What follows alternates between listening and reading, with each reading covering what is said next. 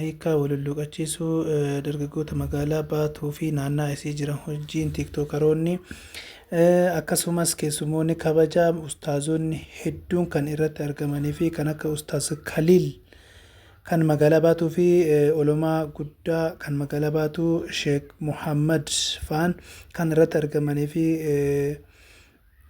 liigiin dargaggoota musliimaa magaalaa Baatuu faan kan irratti argaman dargaggoonni tiiktokaroonni ciccimoon magaalaa kanaa fi naannawa ishii kan irratti argamantu ture.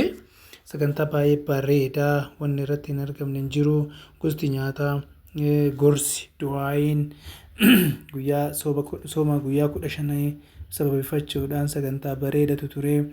As keessatti immoo namoonni irratti hirmaatan hedduu waan ajaa'ibaa dalaganii qoosaa waan garagaraa waan amantii muslimaatii wal qabachiisu waan nama kofalchiisu sagantaa babbareeda salaata magribaa luqii booda salaata magribaa irratti kan argaman akkuma viidiyoo kanarraa argaa jirru baay'ee sagantaa ajaa'ibaa ture. Baay'ee guyyaa addaati. Guyyaan kuni Ustaaz Muhammad faan Sheek Kaliil itti gaafatamaan muslima yookaan majlisa baashawaa Ustaaz Kaliil faa kan irratti argamanii hedduu ajaa'iba ture.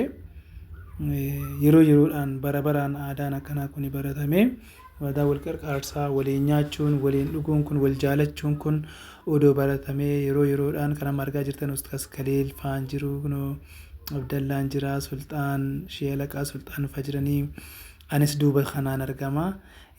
Haala aadaan akkanaa kun yeroo hundaa kan waliin nyaatanii dhugan kun odoo argame namni yeroo mara odoo wal jaalate abbaan kiyya bataan illee shoorbaa dhugaa jira. Akkanaa yeroo mara odoo baratamee namni wajjin nyaatee dhugee wal jaalate hedduu namatti tola. Isaan kunneen immoo shamarreewwan qarreewwan aanaa kana keessatti tiiktooka fayyadamanidha. Walitti dhufanii yeroo akkanatti miidiyaa irratti wal beekanii tiiktooka gubbatti wal beekanii wal argina jedhanii erga walitti dhufanii qarreewwan kunneen yeroo akkanatti bareedanii waliin mul'atan hedduu namatti tolu.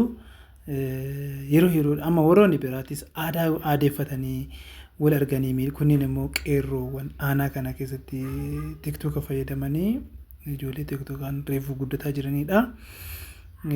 Hedduu namatti tolu.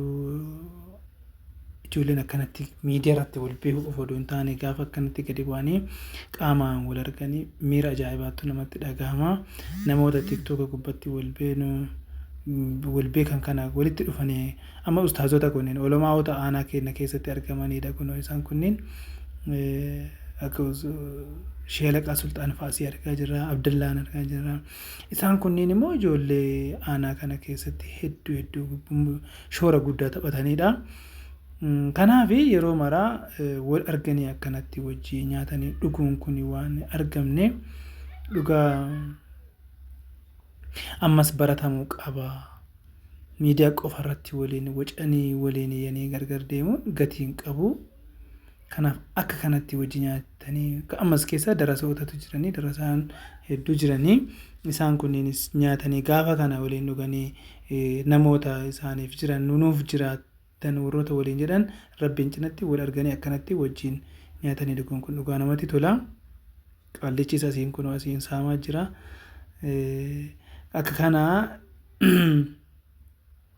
Akka kana jechuudha baay'ee bareeda baay'ee sagantaa ajaa'ibaati. Qeerroowwan kenneen qarreewwan yeroo biraatis wal arganii akkanatti osoo waliin nyaatanii dhuganii waan hin argamne jechuudha.